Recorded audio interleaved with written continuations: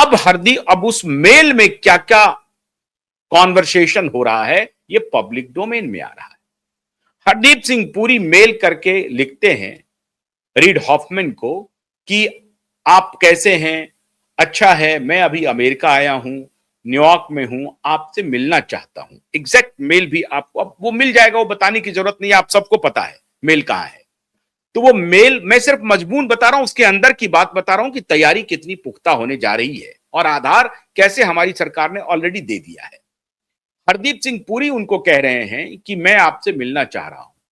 तो read Hoffmann का reply आता है, बिल्कुल, हम लोग जल्द ही मुलाकात करते हैं, अच्छा लगेगा।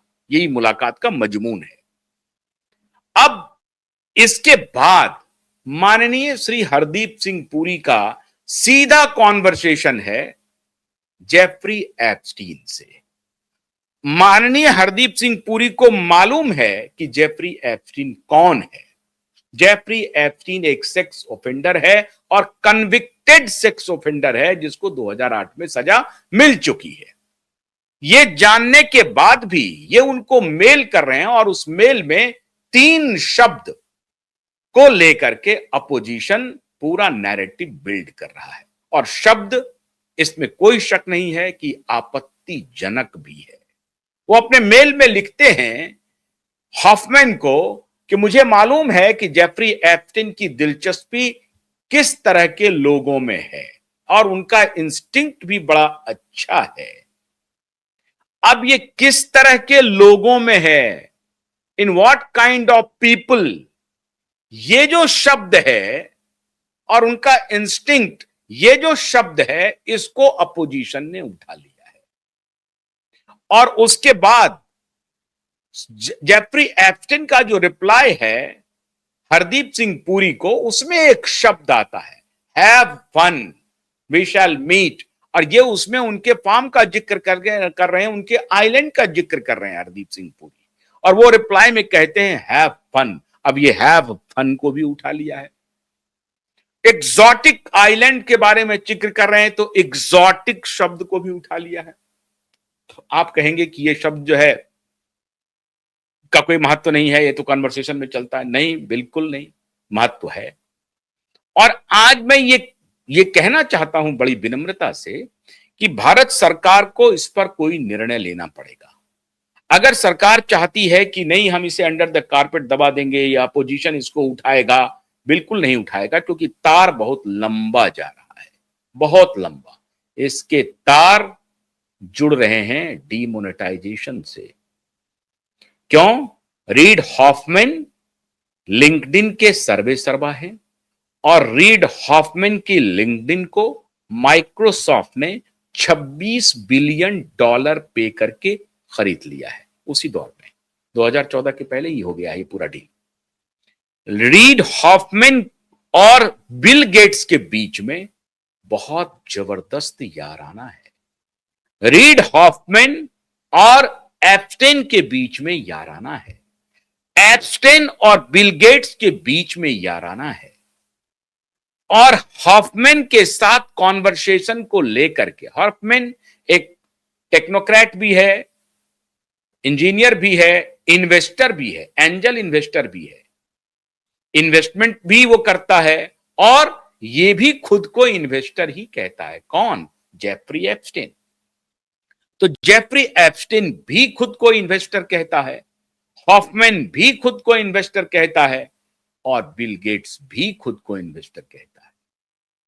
अब खुद हरदीप पुरी प्रेस में आकर के यह बयान दे रहे हैं कि उनकी मुलाकात 4 बार हुई है जेफरी एप्स्टीन से। भाई क्यों हुई 4 बार मुलाकात? जबकि हरदीप पुरी को यह बात मालूम है कि वो एक कन्विक्टेड ऑफेंडर है जो 13 महीने की सजा 2008 में काट चुका है। मतलब वो कन्विक्ट हो चुका है, उसमें कोई दलील नहीं बची है कि नहीं नहीं अभी तो उसके ऊपर आरोप है।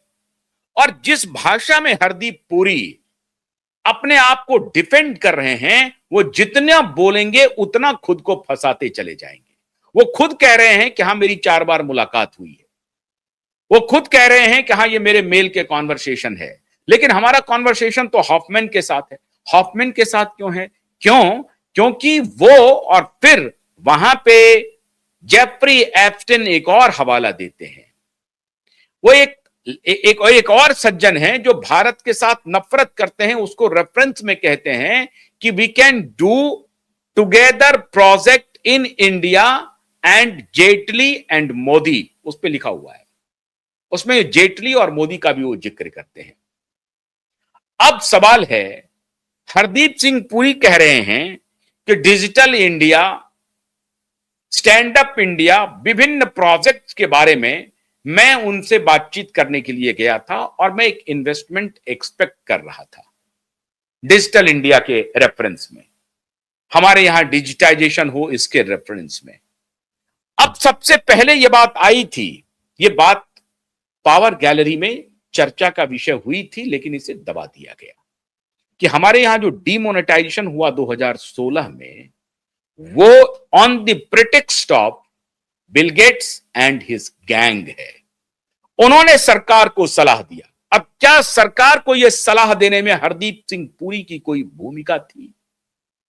और फिर नया नया कहानी जोड़ा गया कि नहीं तो ब्लैक मनी था, ब्लैक मनी को बाहर करने के लिए हमने ये अटैक किया। मामला ये नहीं था, मामला था फुल इकोनॉमी को डिजिटल मोड में ट्रांसफर करने का। अच्छी बात है, ये कोई बुरी बात नहीं है, हम लोग भी डिजिटल आजकल यूज कर रहे हैं डिजिटल ट्रांजैक्शंस को, लेकिन उसके साथ साथ ही एक पुलिस स्टेट तैयार करना भी इसका मकसद था, इससे इनकार नहीं किया जा सकता है।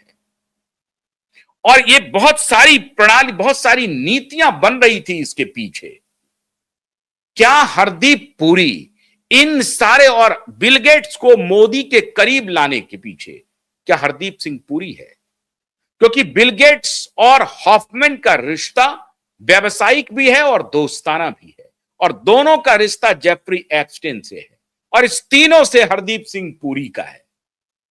तो हरदीप सिंह पुरी स्टैंड अलोन नहीं है। अब विपक्ष हरदीप सिंह पुरी के इस इन्वॉल्वमेंट को, अब दिक्कत यह है कि विपक्ष वहां पे जाकर के कमजोर पड़ जाएगा जब बिल गेट्स का नाम आएगा, क्योंकि बिल गेट्स का जो ऑर्गेनाइजेशन है बिल एंड मिलिंडा गेट्स, उन्होंने खुद 118 करोड़ रुपए राजीव गांधी फाउंडेशन को दिया हुआ है। बिल गेट्स को सोनिया गांधी ने अवार्ड दिया हुआ है, इंदिरा गांधी अवार्ड या समकोण अवार्ड है, कांग्रेस पार्टी ने, मतलब यूपीए सरकार ने दिया हुआ है। मनमोहन सिंह के साथ बिल गेट्स के बड़े अच्छे रिश्ते हैं, 2006 से रिश्ते हैं। उस रिश्ते को ये कैसे हटा देंगे? तो बिल गेट्स के साथ यूपीए के भी रिश्ते अच्छे थे, एनडीए के भी रिश्ते अच्छे हैं। अब वहां पे ये फंस जाएंगे, लेकिन ये तैयारी कर रहे हैं कि अपनी जो इनकी मिली भगत थी उसको बाहर रख दें, मोदी को फंसा दें, मोदी को इसमें किसी तरीके से घसीट लिया जाए।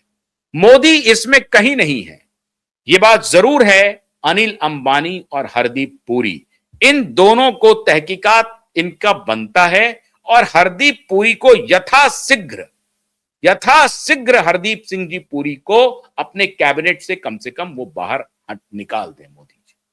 अब हरदीप सिंह पुरी का नाम लेकर के